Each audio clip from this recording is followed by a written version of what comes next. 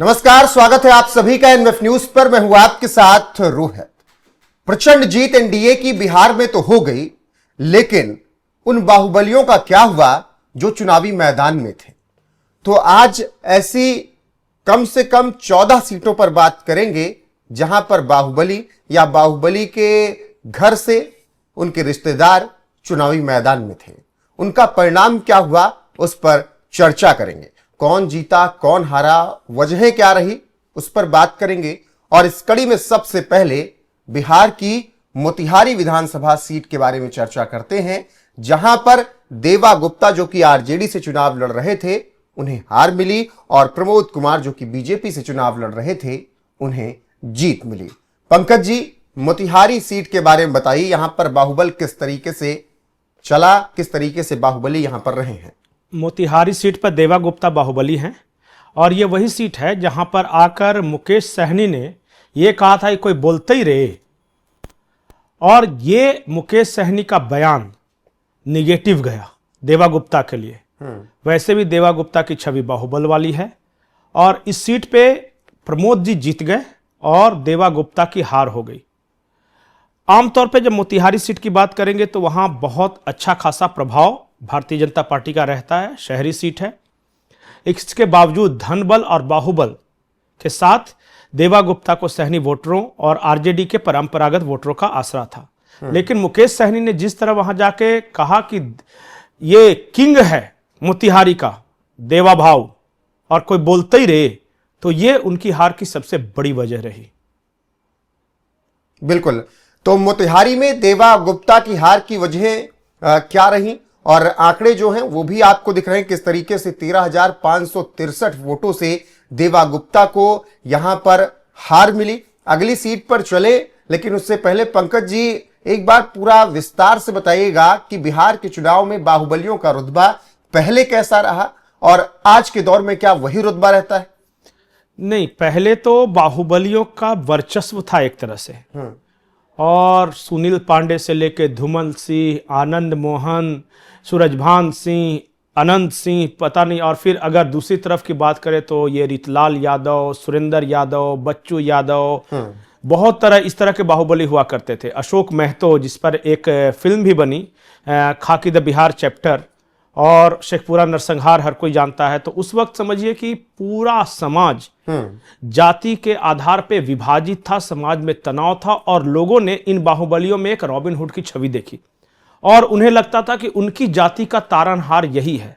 उन्हें लगता था कि यही है जो उनकी जाति की रक्षा कर सकता है। और इस वजह से अगर मध्य बिहार की बात करें तो वहां सेनाएं बनी, और जो उत्तर बिहार की बात करें तो वहां पे इस तरह बाहुबली है। पप्पू यादव भी अपने जमाने के माने हुए बाहुबली है, ब्रिज बिहारी सिंह हैं, अशोक सिंह एक बहुत बड़े बाहुबली हुआ करते थे। तो लेकिन अब जो है जमाना बदल गया, और कम्युनिकेशन का साधन हो गया, सड़कें अच्छी हो गई, जागरूकता आ गई, शिक्षित भी थोड़ा समाज हुआ है, तो इस वजह से थोड़ा सा अर्बन कल्चर भी हुआ है। तो अब बाहुबलियों की पहले जैसी छवि नहीं रही। हाँ, पार्टी के आधार पे अगर किसी बाहुबली को अगर टिकट मिल जाता है, या फिर जो सामाजिक समीकरण है उस वजह से जीत जाते हैं। बहुत कम ऐसे बाहुबली हैं जो अब बाहुबल से सिर्फ जीत सकते हैं। ठीक है, अब बात करें अगर बिहार की एक और विधानसभा सीट इकमा की, तो वहां से मनोरंजन सिंह जो कि जेडीयू के हैं, उन्होंने जीत दर्ज की है, और श्रीकांत यादव राष्ट्रीय जनता दल के यहां से हारे हैं 22,708 वोटों से।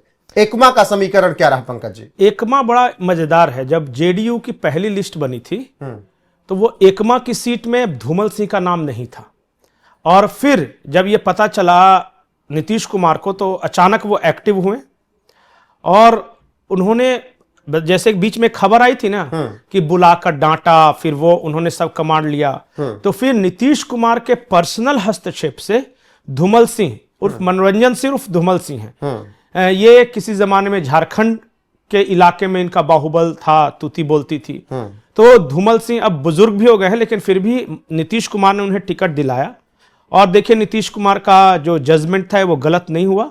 22,000 से ज्यादा वोटों से ये जीते हैं एकमा से। बिल्कुल। और कई लोग ये कह रहे थे कि इस बार ये सीट फंसी हुई है तो नहीं जीत सकेंगे, लेकिन जब चुनाव परिणाम आया तो देखे कि फासला काफी बड़ा है। 22,000 का फासला कम नहीं होता। बिल्कुल। और वहीं अमरेंद्र कुमार पांडे और हरिनारायण सिंह, इनकी चर्चा करें कुचायकोट से ये चुनावी मैदान में थे और यहां पर अमरेंद्र कुमार पांडे ने हरिनारायण सिंह को 24,491 वोटों से हरा दिया। जो नॉर्मल लोग हैं वो अमरेंद्र कुमार पांडे को पप्पू पांडे जानते हैं और पप्पू पांडे भी बाहुबली विधायक में गिने जाते हैं। एक तस्वीर वायरल हुई थी रोहित, जिसमें दुलारचंद हत्याकांड के बाद दो गाड़ियां आ रही हैं। एक तरफ से गाड़ी जन स्वराज की आ रही है और एक तरफ से ये जा रहे हैं पप्पू पांडे। और जैसे ही जन स्वराज के जो कैंडिडेट थे उनको देखा तो वो बुजुर्ग थे, तो पप्पू पांडे ने वहीं पे उन्हें झुककर प्रणाम किया। और उस वक्त बहुत ये चर्चा चली थी कि देखो दो ब्राह्मण हैं, वो चौबे जी कोई थे जो जन स्वराज के थे, तो ब्राह्मणों का संस्कार कैसा है। और पप्पू पांडे को लोग बाहुबली मानते हैं, लेकिन कितनी विनम्रता से इन्होंने प्रणाम भी किया और उन्होंने आशीर्वाद भी दिया। उसी वक्त मैंने कहा था कि पप्पू पांडे चुनाव जीत जाएंगे, क्योंकि जो पता चल जाता है कि किस कैंडिडेट का अपना आत्मविश्वास कैसा है। और देखिए फिर जब चुनाव परिणाम आया तो पप्पू पांडे पहले भी जीतते रहे और कहा यह जाता है कि पप्पू पांडे की पर्सनल छवि जो है दुनिया के लिए बाहुबली होंगे, लेकिन उस इलाके में कुचायकोट के इलाके में इनकी छवि बहुत अच्छी है और ये पहले भी जीते हैं और इस बार भी जीते। बिल्कुल। अब आगे बात करें लालगंज सीट की, तो लालगंज सीट पर शिवानी शुक्ला जो कि एक ऐसे परिवार से आती हैं जो कि बाहुबलियों का परिवार रहा। हालांकि बाहुबल यहां पर दिखा नहीं लालगंज पर। शिवानी शुक्ला को हार मिली 32,167 वोट से और वो भी संजय कुमार सिंह के सामने। ऐसा क्या हुआ कि शिवानी शुक्ला जो कि इतने बड़े परिवार से आती हैं चुनाव नहीं निकाल पाई? राजेंद्र शुक्ला की बेटी है ये, और शुक्ला सरनेम से कंफ्यूज मत होइएगा, ये भूमिहार जाति से हैं। अच्छा।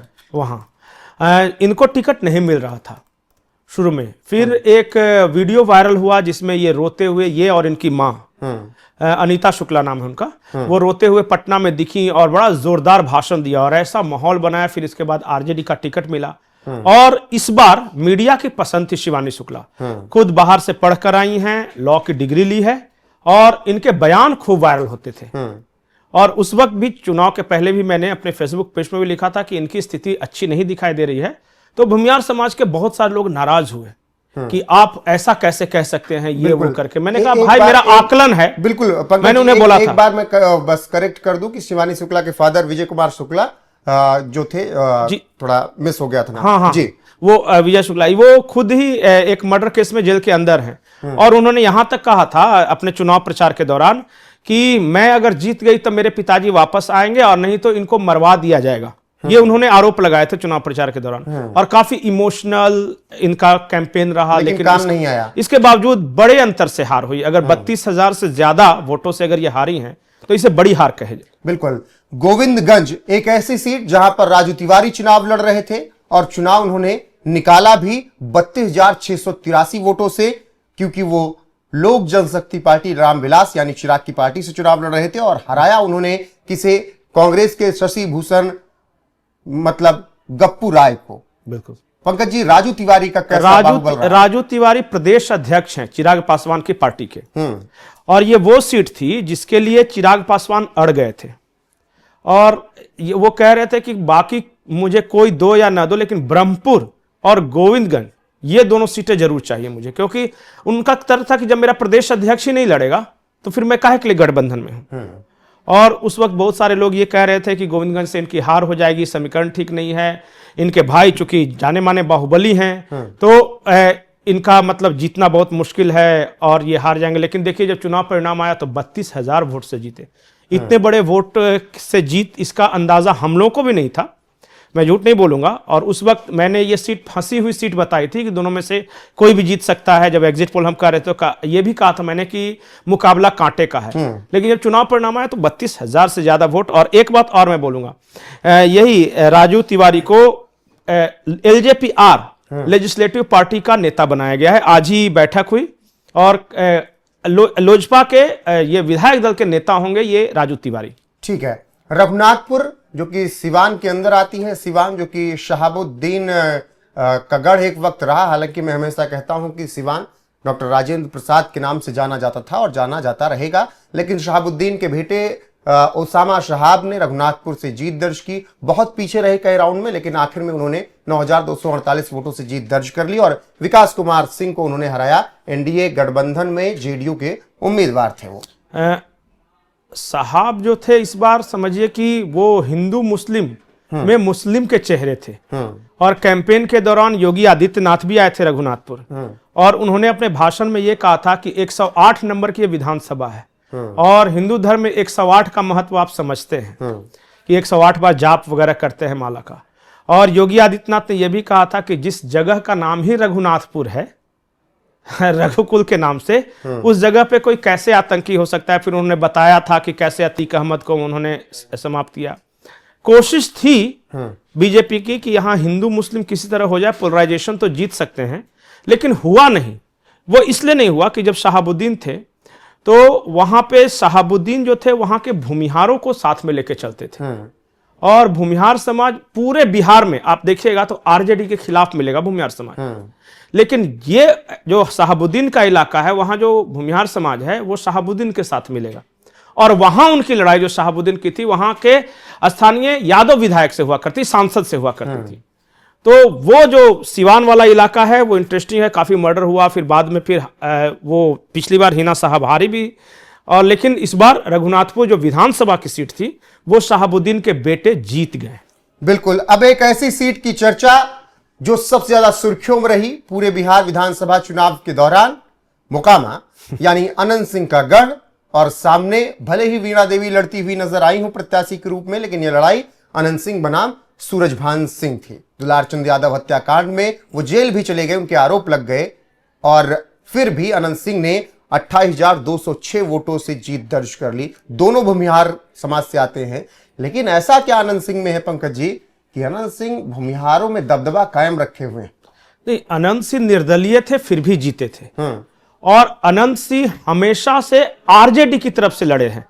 इससे पहले जब वो विधायक थे तो आरजेडी से थे, उससे पहले थे निर्दलीय थे, पहली बार ये एनडीए की तरफ आए थे, और ऐसा साबित किया गया। देखिए वहां का समीकरण बड़ा इंटरेस्टिंग है।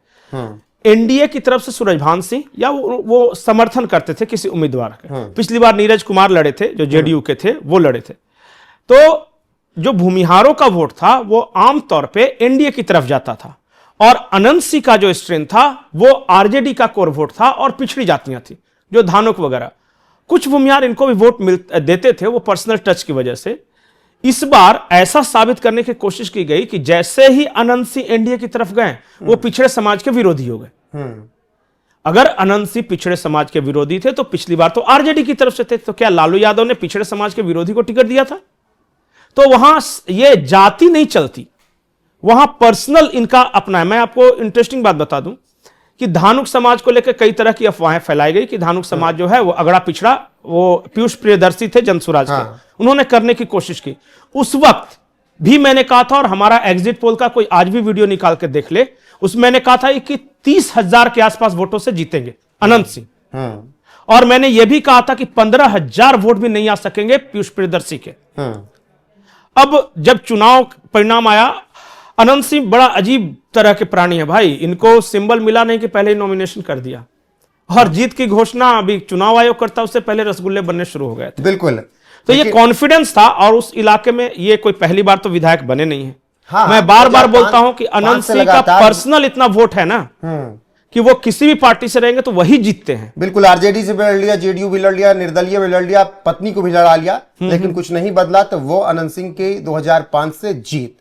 अब एक ऐसी सीट जिसको एलजेपीआर ने लेने के लिए पूरा दम लगाया, ब्रह्मपुर, और ब्रह्मपुर की सीट पर हालांकि जीत दर्ज नहीं कर सकी एलजेपी। उनके कैंडिडेट हुलास पांडे थे, और उन्हें 3,220 वोटों से हार मिली। सामने शंभुनाथ यादव जो कि आरजेडी से लड़ रहे थे, 95,828 वोट हासिल करके उन्होंने जीत दर्ज की। ये हुलास पांडे भी बाहुबली हैं, और आरोप है, मैं ये कह नहीं रहा हूं। आपको याद होगा रणवीर सेना एक हुआ करती थी वहां, रणवीर सेना के जो चीफ थे वो ब्रह्मेश्वर मुखिया। तो जब ब्रह्मेश्वर मुखिया की हत्या हुई थी तो कई लोगों ने हुलास पांडे पे इल्जाम लगाया था, नाम इनका भी आया था उसमें। तो ये आरोपी थे। और जरा सोचिए कि भूमिहारकों और राजपूतों यानी सवर्णों की सेना है रणवीर सेना, उसके चीफ के मर्डर केस में नाम आया, और इस बार हुलास पांडे जो हैं वो सवर्णों को और खास करके भूमिहारों के प्रतिनिधि के रूप में वहां पे लड़ रहे थे। अब बताइए कि क्या पूरा समाज, मैं सबकी बात नहीं हो, क्या पूरा समाज हुलास पांडे को देगा? और ये जो रिजल्ट है उस वक्त भी हम शुरू से कह रहे थे। और एक और इनके साथ घटना हुई थी, अभी हाल में इनके घर में गोली चली थी और गोली चलने का इनके परिवार के एक सदस्य को वो गोली लगी, तो बदनामी हुई थी वहां पे, और वो कहानी मैं यहां विस्तार से नहीं बताना चाहता। बिल्कुल। लेकिन हुलास पांडे की व्यक्तिगत जो छवि है, मैं ये कह रहा हूं कि ठीक है, बाहुबल है, भूमिहार हैं, लेकिन व्यक्तिगत छवि कुछ बहुत ज्यादा अच्छी नहीं थी। मैं पर्सनल लाइफ की बात कर रहा हूं। तो हो सकता है कि चलिए, लोजपा के जो चीफ थे चिराग पासवान, वो अड़े भी, लेकिन कई फैक्टर्स काम कर रहे थे, वहां एकजुट हो गए आरजेडी वाले सब जो, और उनका जो उनके साथ पिछड़ा वर्ग जो पूरा हो गया एकजुट, मुस्लिम, यादव, दलित, पिछड़ा, अति पिछड़ा, और अच्छे खासी भूमिहारों की संख्या है ब्रह्मपुर में। इसके बावजूद हुलास पांडे की हार हुई, हालांकि कम मार्जिन से हारे, लेकिन हार तो हार होती है। बिल्कुल, हार होती है। और बात करें तरारी विधानसभा की, तो तरारी में विशाल प्रशांत बीजेपी से लड़ रहे थे और जीत भी दर्ज की। 11,464 वोटों के साथ उन्होंने विजय पताका लहराई और उन्होंने मदन सिंह को हराया, जो कि CPI-ML से कैंडिडेट थे। और यहां पर देखिए, बहुत कम जगह पर CPI दिखेगी पंकज जी, काराकाट से जीत भी लिए वो। और लेकिन यहां पर कांटे की फाइट थी, 11,000 से ही जीत हुई। तो ऐसा विशाल प्रशांत के बारे में क्या चर्चाएं रही, कैसे?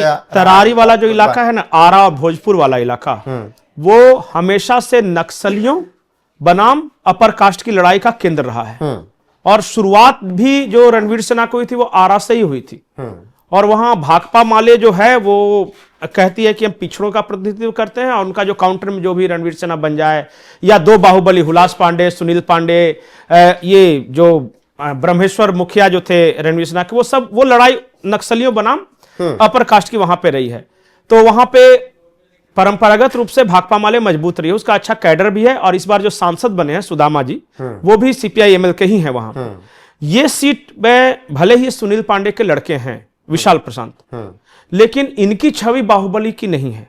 अभी हाल में ही बाई इलेक्शन हुआ था, उसमें भी ये जीत कर आए थे 2024 में, और मुश्किल से इन्हें 7 महीने का वक्त मिला, लेकिन उस इलाके में 7 महीने में 1500 करोड़ का काम करवाया इन्होंने। पढ़े लिखे हैं, इनके पिताजी की छवि जैसी रहे, पर ये उस तरह से इनकी छवि नहीं है कि ये बाहुबली है या कुछ है। और लोग उन्हें पसंद करते हैं। जरा सोचिए ना कि एक विधानसभा क्षेत्र में 7 महीने के अंदर कोई 1500 करोड़ का काम करवाएगा, तो एक क्रॉस कास्ट इनकी लोकप्रियता है। और मुझे हैरानी हुई कि 11,000 वोट से ही कैसे जीते। इसका मतलब है कि जो भाकपा का जो कैडर था उसके साथ इंटैक्ट रहा, और उसमें आरजेडी वाला भी कैडर जुटा है। इसी वजह से ये जीत का मार्जिन कब दिखता है। हम लोग को अंदाज था कि कम से कम 20, 22, 25 हजार से ये सीट निकाल सकते हैं। ठीक है।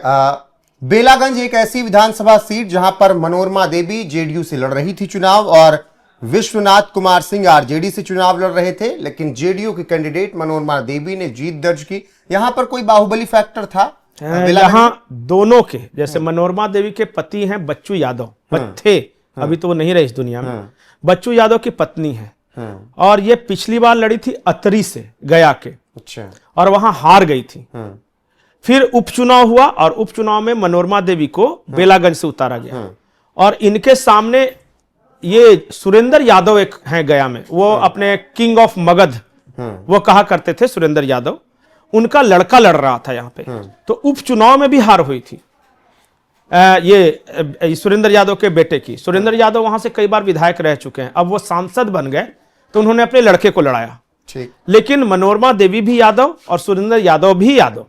तो हुआ ये कि मनोरमा देवी के साथ जो भी उनका पर्सनल यादव वोट जो था वो तो आया ही, लेकिन बाकी जातियां जो कि गैर यादव जातियां वहां पे है, तो उन्होंने मनोरमा देवी को सपोर्ट कर दिया। और बेलागंज में पिछले बाई इलेक्शन और इस बार का मोटा मोटी वही समीकरण रहा, और हम लोग भी ये उम्मीद कर रहे थे कि मनोरमा देवी जीत जाएंगी, और हमारे एग्जिट पोल में भी इन्हें जीतता हुआ ही दिखाया गया था, और उन्होंने जीत दर्ज की।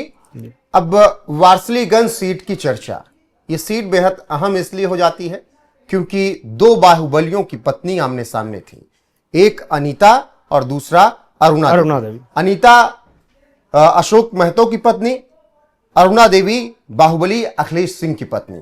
यहां पर जीत दर्ज की अनीता ने, यानी अशोक महतो की पत्नी ने 7,543 वोट से। आरजेडी से वो चुनाव लड़ रही थी, और अरुणा देवी चुनाव हार गई। लेकिन पंकज जी, इस चुनावी हार जीत के इतर अशोक महतो और अखिलेश प्रताप सिंह का बाहुबल वारसलीगंज उस एरिया में कैसा रहा? उस एरिया में हमेशा से भूमिहारों और पिछड़ी जातियों में रहा है टसल, ये लालू राज के समय से, जब वो जंगल राज हुआ करता था ना। और अशोक महतो पर नरसंहार का आरोप था। एक फिल्म बनी है, वेब सीरीज है, खाकी द बिहार चैप्टर। उसमें जो मेन विलेन है ना, वो अशोक महतो ही है। इन्हीं के लाइफ पे पूरा बनाया गया था। जेल ब्रेक कांड हाँ, जो हुआ था ना, नवादा जेल ब्रेक कांड, और वो जेल से वो पूरी फिल्म जो है इन्हीं के लाइफ पे बनाई गई। और अभी हाल के दिनों में ही ये जेल से बाहर आए थे, पर इनका एक बयान जो बहुत वायरल हुआ था, भूरा बाल साफ करो। और उसमें भूरा बाल का मतलब भूमिहार, राजपूत, ब्राह्मण और लाला, ये सवर्ण जातियां हैं। और इन्होंने वो टेम्पो सेट किया था। हालांकि जब ये पटना गए थे तो टिकट के लिए बहुत दौड़ भाग की, इनको घुसने नहीं दिया गया था तेजस्वी यादव के घर, तो वो वीडियो भी वायरल हुआ था। लेकिन फिलहाल अनीता देवी, इनकी पत्नी लड़ी वहां से चुनाव, और वारसलीगंज में दबदबे की लड़ाई है कि किसका दबदबा ज्यादा। और वो 90 के दशक से ये चलता रहा है। अखिलेश सिंह जो थे वो भी बाहुबली, और उन पर भी हत्या का आरोप है। जब इस बार मैं वारसलीगंज इलाके में गया तो जितने भूमिहार थे सब कह रहे थे कि अरुणा देवी जीतेंगी, और जितने कोयरी कुर्मी जो थे, जो पिछड़ी जातियां थे, वो कह रहे थे कि अनीता देवी जीतेगी। तो हमें उसी वक्त पता चल गया था कि भाई संख्या ज्यादा उन्हीं की है। और यहां सवर्ण बनाम पिछड़ा या फॉरवर्ड बैकवर्ड की लड़ाई हो गई, और फिर अनीता देवी ने निकाल लिया ये सीट। बिल्कुल। मांझी विधानसभा सीट पर रणधीर कुमार सिंह जेडीयू से चुनाव लड़ रहे थे, और डॉक्टर सत्येंद्र यादव सीपीआईएम से चुनाव लड़ रहे थे। सीपीआईएम के कैंडिडेट सत्येंद्र यादव यहां से चुनाव हार गए 9787 वोट से, यानी जेडीयू ने यहां पर चुनाव जीता। मांझी में भी बाहुबलियों का प्रभाव है, और इस सीट पर जीत हार का ये कारण क्या रहा, कैसे रहा? मांझी सीट जो है ना, वो रणधीर सिंह जो है वो खुद बाहुबली नहीं है। इनके पिता जो थे प्रभुनाथ सिंह, उन्हें बाहुबली नेता माना जाता था। एक हत्या के मामले में वो हजारीबाग जेल में अभी भी हैं, और फिर अभी कुछ दिनों पहले उनके एक परिजन की मौत हुई थी, और उसमें गए थे ये। तो उस वक्त भी देखिए वो राजपूतों के बड़े नेता थे प्रभुनाथ सिंह। और मैं आपको एक इंटरेस्टिंग फैक्ट बताऊं कि प्रभुनाथ सिंह आरजेडी के नेता थे, और लालू यादव के बहुत करीबी रहे। लेकिन इस बार उनको टिकट नहीं दिया, और वहां पे वो सीट कम्युनिस्टों के पास चली गई। और इनके जो लड़के थे प्रभुनाथ सिंह के, रणधीर बाबू, वो लड़े चुनाव, और बहुत अच्छी लहर थी। और हमने भी अपने एग्जिट पोल में रणधीर सिंह को जीतता हुआ बताया था, और देखिए वो सही साबित हुआ। रणधीर सिंह जीत गए, लेकिन रणधीर सिंह बाहुबली नहीं है। और एक तस्वीर वायरल हुई थी, प्रधानमंत्री नरेंद्र मोदी आते हैं और एक नौजवान के साथ बातचीत कर रहे हैं कंधे पर हाथ रखे। लोग पूछे थे कि नौजवान कौन है, तो वो नौजवान रणधीर सिंह थे, और पूरे इलाके के राजपूतों को मैसेज दिया गया था। तो राजीव प्रताप रूढ़ी और रणधीर सिंह, ये राजपूत फैक्टर बहुत बड़ा काम आया एनडीए को सफलता दिलाने में, उस पूरे इलाके में, महाराजगंज का जो पूरा इलाका है। जी ठीक है पंकज जी। बारां की बात करें तो यहां से दो ऐसे प्रत्याशी, और इस सीट पर भी बाहुबलियों का दबदबा लंबे वक्त से रहा है। आरजेडी के करणवीर सिंह यादव यहां से चुनाव लड़ रहे थे, उन्हें हार मिली। 24,813 वोटों से वो हारे। और सियाराम सिंह जो कि बीजेपी से लड़ रहे थे, उन्होंने 99,446 वोट हासिल करके ये बड़ी जीत हासिल की। इस सीट का क्या कुछ समीकरण बैठा? ये जो करमवीर सिंह यादव आप बोल रहे हैं ना, इनका असली नाम, मतलब असली क्या है, जो लोकप्रिय नाम है वो लल्लू मुखिया है। और ये ठीक मोकामा के बगल वाली सीट है। कभी ये नीतीश कुमार का गढ़ हुआ करता, नीतीश कुमार भी एक बार यहां से चुनाव लड़े थे, अगर मुझे सही याद है तो।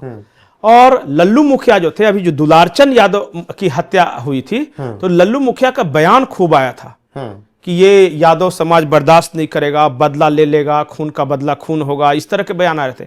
रणनीति ये थी लल्लू मुखिया की कि किस तरह फॉरवर्ड बैकवर्ड ये चुनाव हो जाए। और उसमें क्या हुआ कि चूंकि सारी पिछड़ी जातियां मिला के वोट में ज्यादा है, तो मैं बाढ़ की सीट निकाल लूंगा। एक और घटना हुई इस चुनाव के दौरान कि लल्लू मुखिया और इनके भाई पर एक दलित को पीटने का आरोप लग गया, और फिर एफआईआर दर्ज हुई। तो ये गलती थी इनकी, वो एक ब्लंडर था जो कि इन्होंने कर दिया। और अब दलित को आप पीटिएगा तो कैसे सारा बैकवर्ड आपके साथ आएगा। तो लल्लू मुखिया चुनाव हार गए, और अनंत सिंह के खिलाफ बयानबाजी करना या यादव समाज की तरफ से बोलना काम नहीं आया। और पीयूष प्रियदर्शी के साथ भी ये देखे गए थे जो दुलारचंद हत्याकांड के बाद, लेकिन इनकी हार हो गई, और होनी थी। मैंने तो बताया क्यों बड़ी हार हुई, 24,813 वोटों से। बाढ़ मोकामा दोनों ट्विंस है विधानसभा क्षेत्र, एक एनटीपीसी बाढ़ है, आखिरी सीट पर अगर चर्चा करें तो यह सीट बेहद दिलचस्प है, क्योंकि यहां पर लड़ाई यादव बनाम यादव की थी।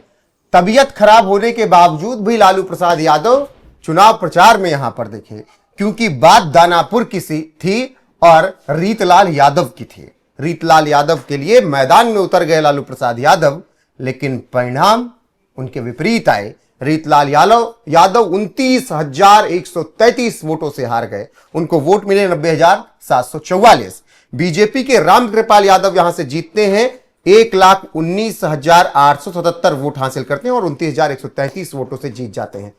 यादव वर्सेस यादव, बाहुबल का भी यहां पर खूब बोलबाला रहा है। लालू भी उतर गए, लेकिन दानापुर जिता नहीं पाए। ये जो दानापुर सीट है ना, ये पाटलिपुत्रा संसदीय क्षेत्र में आता है और लालू जी कभी यहां से सांसद रहे हैं। वो छपरा और पाटलिपुत्र दोनों से लड़ते थे। बहुत अच्छी खासी संख्या है यहाँ यादवों की, और यादवों का गढ़ हुआ करता था। एक रंजन यादव हुआ करते थे, पुराने नेता, उन्होंने लालू यादव को पहली बार हराया था। और रामकृपाल यादव भी यहां से सांसद रहे थे जब वो आरजेडी में थे। तो लालू यादव के लिए अपनी सीट छोड़ी थी रामकृपाल यादव ने, लेकिन वो कुर्बानी भी काम नहीं आई और नेग्लेक्शन का आरोप लगाकर रामकृपाल यादव फिर आरजेडी से अलग हो गए। तो रामकृपाल यादव जब अलग हुए तो उनके काउंटर में खड़ा किया गया एक बालू माफिया रीतलाल यादव को। काफी दबंग है और लालू का फुल बैकिंग था रीतलाल यादव को, पहले भी रहा है। और लेकिन उस वक्त जब लड़े थे बागी होकर, तो वो 2014 का चुनाव था जब मोदी पहली बार प्रधानमंत्री बने थे, तो रामकृपाल यादव की जीत हुई थी। इस सीट को लालू प्रसाद यादव ने पर्सनली अपनी साख का सवाल बना लिया था कि रीतलाल यादव को जीतना होगा। रीतलाल यादव अभी जेल में है और वो जेल में रहने के बाद बाहर उनकी एक नाबालिग बेटी है, वो प्रचार कर रही थी कि मेरे पिता को फंसाया गया है, मेरे पिता की गलती क्या थी। और काफी इमोशनल और चार्ज्ड अप यहां का इलेक्शन रहा। एकमात्र सीट जिसके लिए लालू प्रसाद यादव ने प्रचार किया और वो घर से निकल कर आए, वो थी दानापुर की सीट।